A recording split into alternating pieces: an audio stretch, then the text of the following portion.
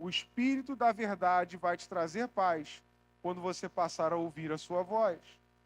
É necessário nos colocarmos debaixo do ensino do Espírito. Alguém pode perguntar, como então nós fazemos isso? Por acaso alguém consegue ter uma conversa com o Espírito Santo, como se estivesse conversando com uma pessoa comum? Tem alguns livros aí que o pessoal diz, né? Mas eu acho meio complicado. Aliás, é complicado carreira solo com o Espírito Santo. Complicado. Porque em todas as vezes que o Espírito Santo se manifestou de forma poderosa, a não ser com o apóstolo Paulo, que foi um caso à parte, que não existiu nunca outro como Paulo, porque ele foi um apóstolo, teve uma visão de Jesus Cristo, foi considerado apóstolo dos gentios e nunca mais teve outro, todas as manifestações do Espírito Santo foram em comunidade. Estavam todos reunidos no mesmo lugar quando veio do céu um som. Essa ideia de que eu só ouço o Espírito Santo sozinho em casa, tome cuidado. Você pode estar ouvindo um espírito enganador. Porque se o Espírito Santo não te chama, não arde no teu coração para você estar presente na comunidade dos filhos de Deus, esse espírito é um espírito de engano. O Espírito Santo de Deus vai nos arrastar para a comunidade dos filhos de Deus. O Espírito Santo não vai fazer com que nós venhamos a nos distanciar da comunidade, nos distanciar da igreja. Esse Espírito é um engano. Então, como é que a gente pode ouvir a voz do Espírito Santo? Como eu falei, meios de graça. Oração, leitura, meditação na palavra, jejum, comunhão da igreja. Tudo que hoje está sendo chamado de religiosidade. Amado, se Deus está falando com você, e você sabe que essa voz e essa direção são de Deus, simplesmente abraça. Não importa o que o teu coração enganoso tenta te sugerir. A única confirmação que precisamos é a da palavra de Deus. Nós não precisamos da confirmação do TikTok, do Instagram, de um influenciador muito legal que diz que a gente pode ser diferente. Nós precisamos é da palavra. O que a tua Bíblia diz é a mesma coisa que a minha Bíblia diz. Não existem várias interpretações para questões que são essenciais à fé. Deus quer que você esteja no meio do povo. Deus quer que você esteja em comunhão. Porque não tem como ouvir a voz do Espírito Santo se isolando da comunhão. Nem Jesus, que era o próprio Filho de Deus, não se isolou, a não ser para ouvir ao Senhor, dedicar-se em oração e depois retornar para o meio da comunidade. Jesus Cristo frequentou a sinagoga. E nós não somos melhores do que ele. A comunidade da igreja primitiva permanecia unânime em oração, jejum, de casa em casa, partindo o pão com os irmãos. Atos 2, 42 a 47, como nós conhecemos muito bem. O nosso espírito precisa estar disposto e firme no propósito de fazer o que Deus manda. E aí esse espírito, letra minúscula, o nosso espírito precisa estar disposto, firme no propósito de fazer o que Deus manda a gente fazer. Jesus quem disse, o espírito está pronto, mas a carne, Mateus 26, 41, o espírito confirma com o nosso espírito. O Espírito Santo confirma com o nosso espírito. Nós sabemos o que é certo. Nós sabemos. A gente sabe que a gente devia estar na igreja todo domingo. O Espírito Santo lá dentro de você arde. Ele diz para você, você devia estar lá. Não sei vocês, mas o meu domingo, tem uma vez que eu viajei domingo aí, tive que trabalhar, meu irmão, o meu domingo parece... Não é domingo. Né? Meu domingo não é domingo. Se eu estar na igreja, não tem como. Se você tem o Espírito Santo dentro do seu coraçãozinho, você sabe do que eu estou falando. Você que está online, você sabe que ele arde aqui, ó. O Espírito confirma, eu sei o que eu devia estar fazendo. Mas existe algo que entra no meio, que é a carne. A carne entra no meio para nos tirar da vida espiritual. O inimigo, de fato, é o diabo? Não, é o eu.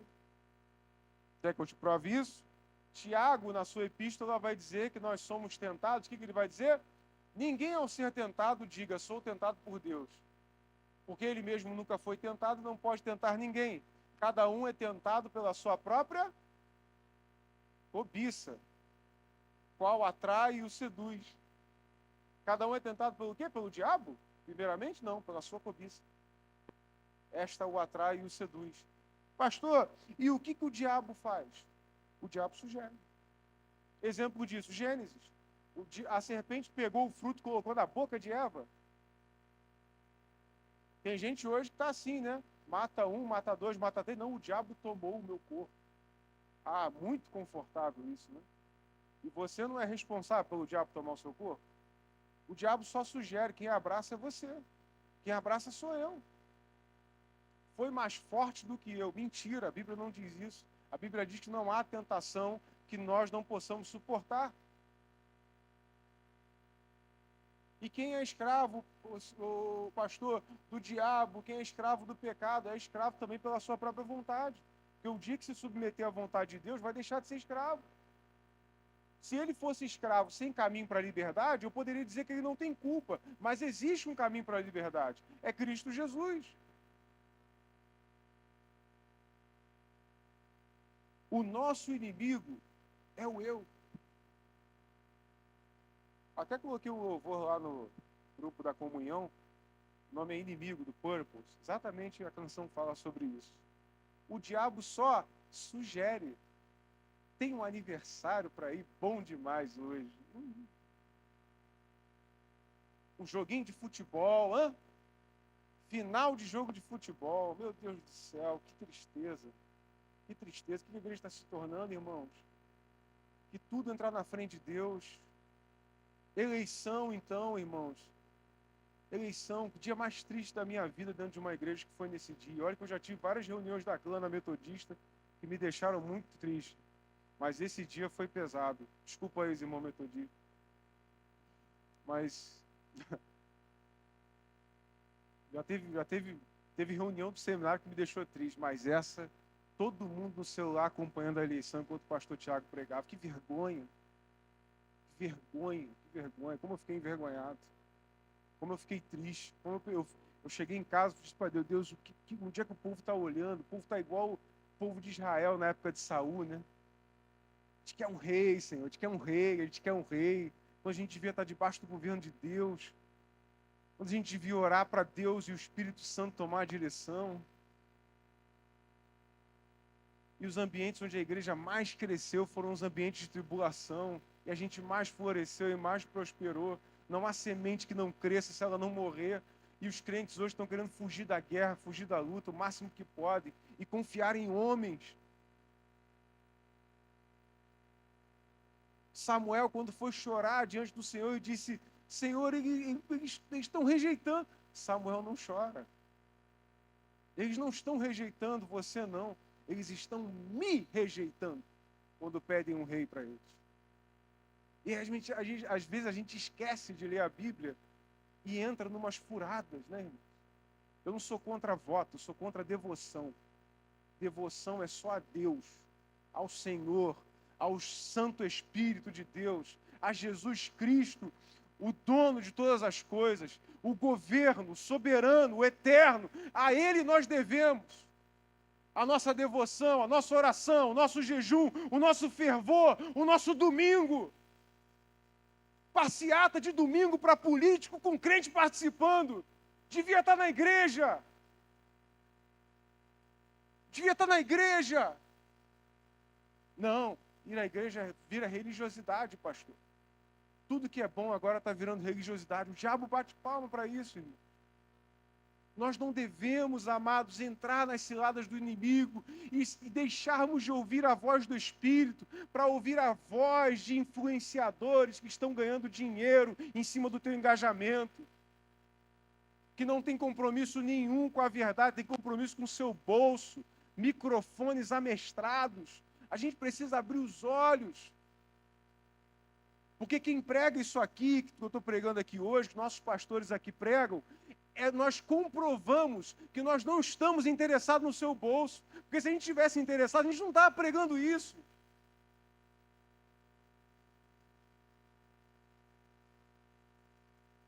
E a gente precisa aprender a discernir, abrir os olhos e dizer, esse pecadorzão que está aqui em cima falando isso, ele pode ser um pecadorzão, mas o que ele fala é mentira ou é verdade? Porque se é verdade, a gente tem que começar a levantar a mão para o céu e glorificar. Porque o que interessa é a verdade, não o que eu acho que é certo.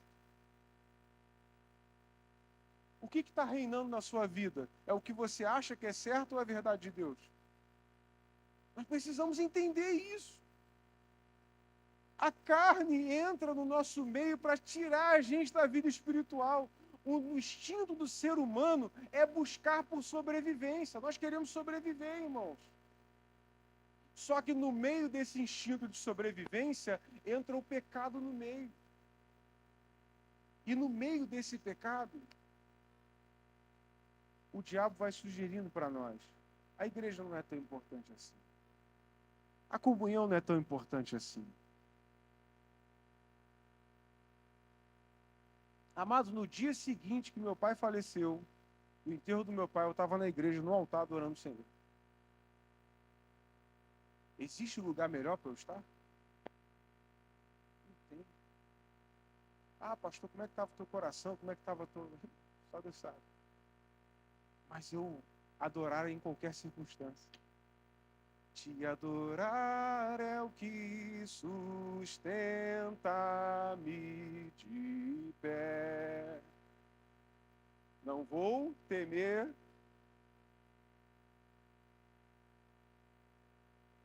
Mas tem jogo do Flamengo, não vem. Aí fica difícil. Se tem aniversário, não vem. Se tem não sei o que, não vem. Se tem não sei o que lá, não vem. Outro dia um irmão chamou aqui para mim. Não, comemoração do meu aniversário, domingo, 6 da noite. Desculpa, filho, não vai dar para eu ir. Obrigado. Não vai dar para eu ir.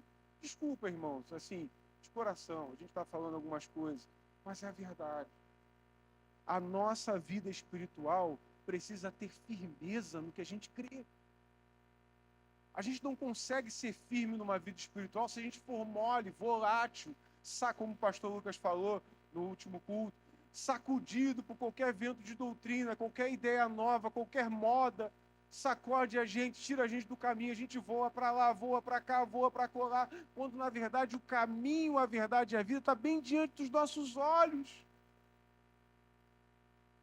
Domingo de ceia, quantos irmãos não estão aqui hoje?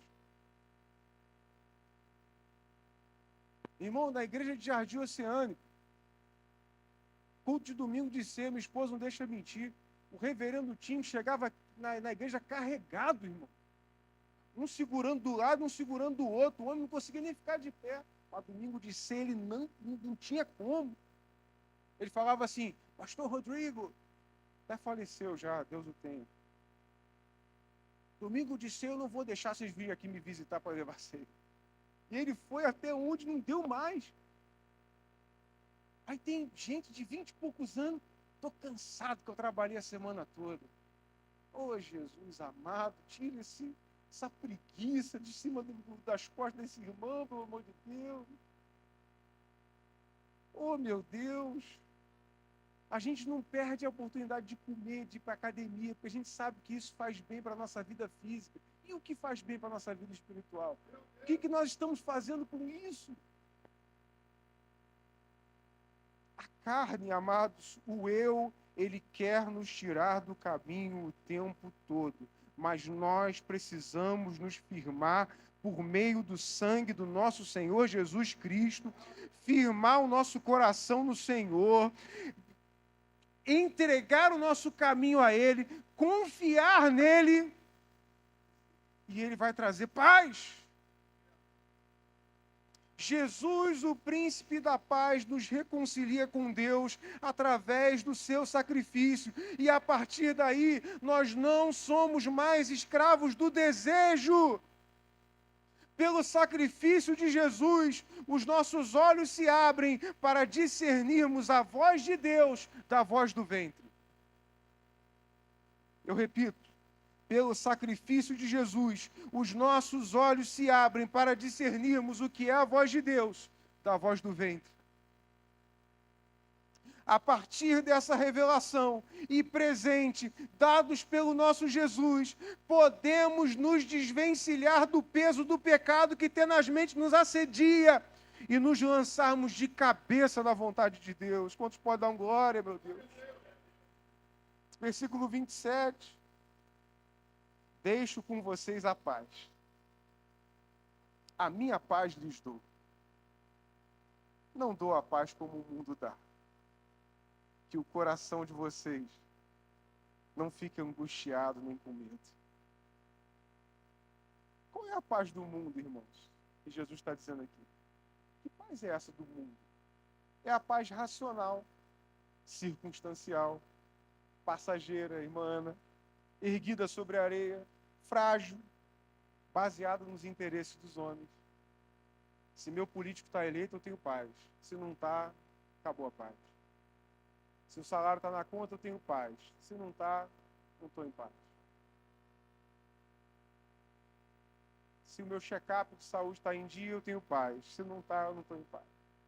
Se eu encontro com fulano que eu gosto no meu trabalho, eu estou em paz. Se eu trabalho com quem eu não gosto, minha paz acaba. Paz do mundo. Circunstancial. Condicional. Passageira. Erguida sobre a areia, frágil, baseada nos interesses dos homens. Logo, se a paz de Jesus Cristo é diferente dessa paz do mundo, ela não é circunstancial, ela não é condicional, ela não é passageira, não é frágil, não é baseada em interesses humanos e é erguida sobre a rocha. Quem quer ter essa paz, irmão? Só que às vezes você pode dizer assim, pô, pastor, hoje eu, depois do culto da manhã, vim no altar, recebi essa paz.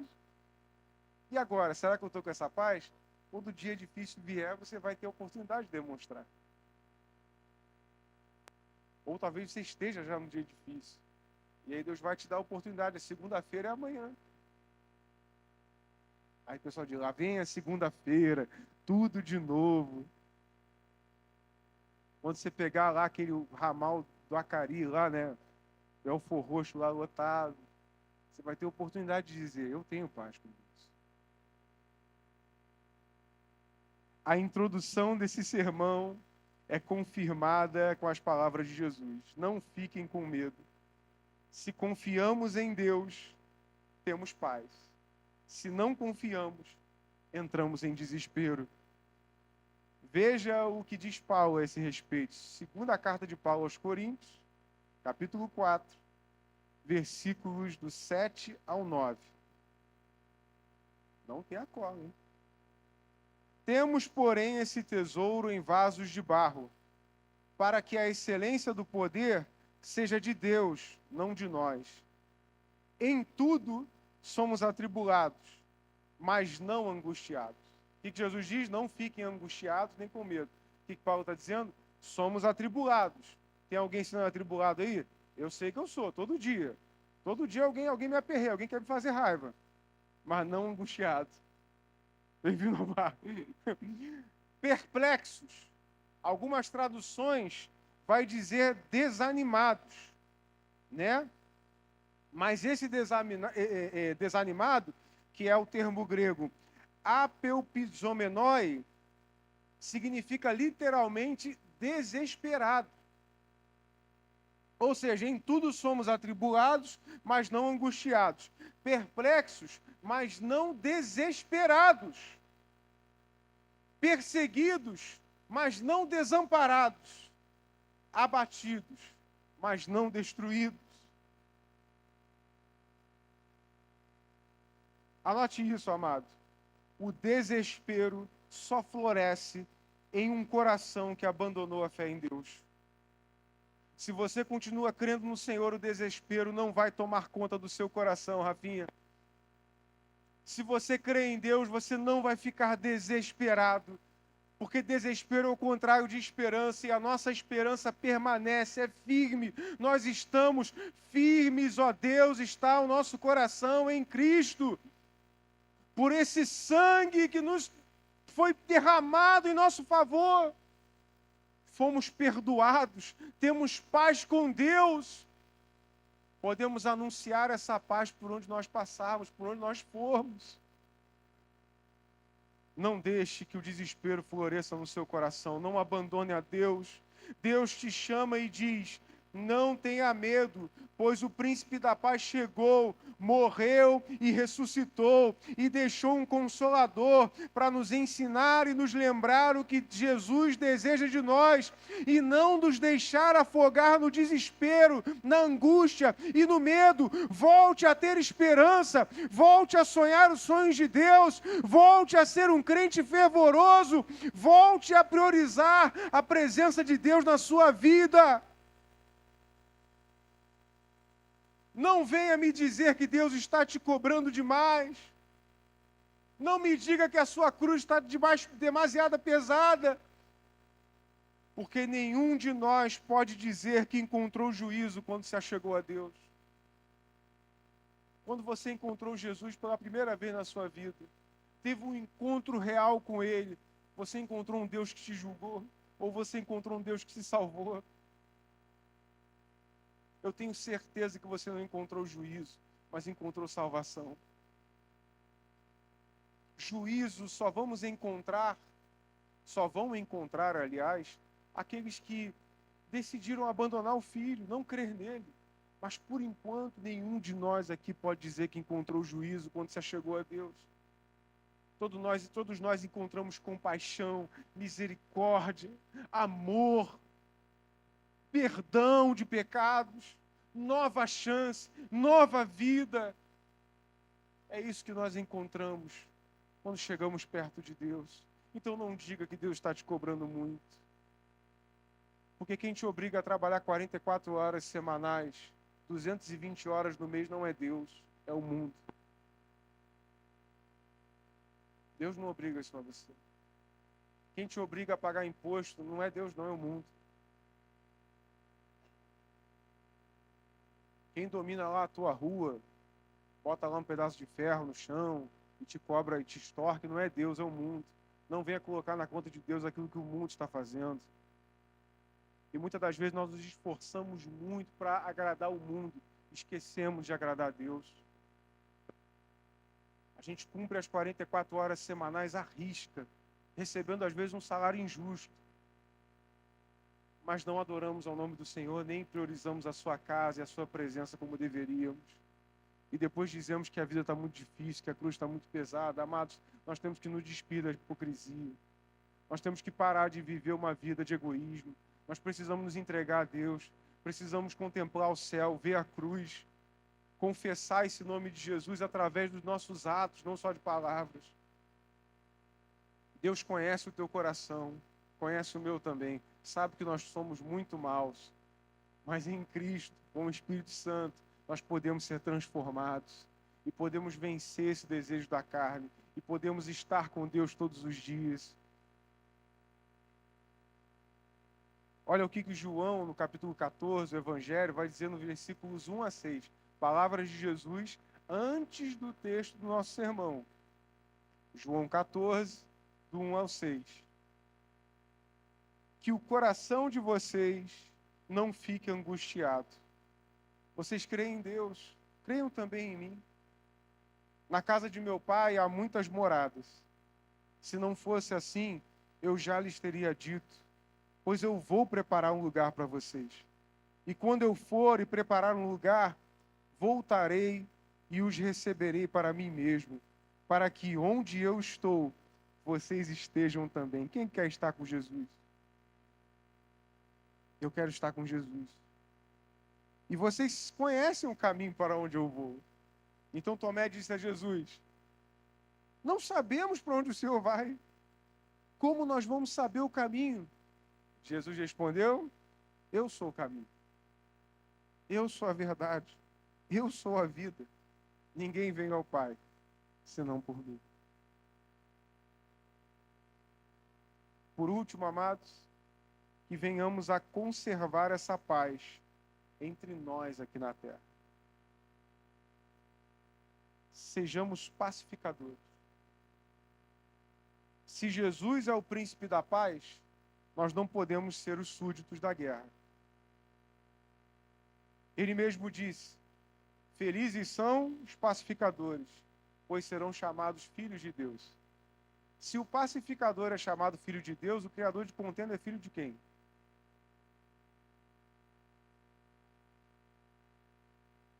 É sim ou não? Se eu sou pacificador, eu sou filho de Deus.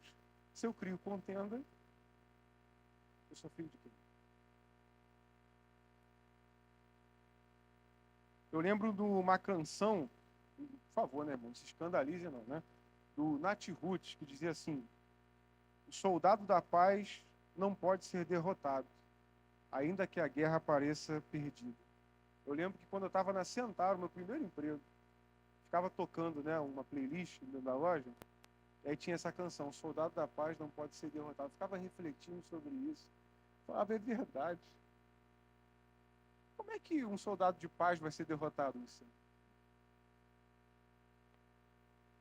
Ele só é derrotado se ele revidar. Porque aí ele sai do propósito original pelo qual ele está lutando. Se ele está lutando pela paz, o que ele precisa fazer é só não sair dela. De fato, a única forma de um pacificador perder uma guerra é abandonando o príncipe da paz. No entanto, se permanecermos ao lado de Jesus, teremos sempre vitória pelo seu sangue e seu sacrifício.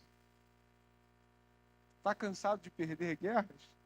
Não deixe de ser um pacificador. Bote as armas no chão. A discussão no trânsito. Fala, você também, pastor. Bota as armas no chão. Bota os argumentos no bolso. Seja um pacificador. Aí é só vitória. Já ouviram esse jargão na igreja? Só vitória, pastorzão. É só vitória. Quando nós formos pacificadores, Brando.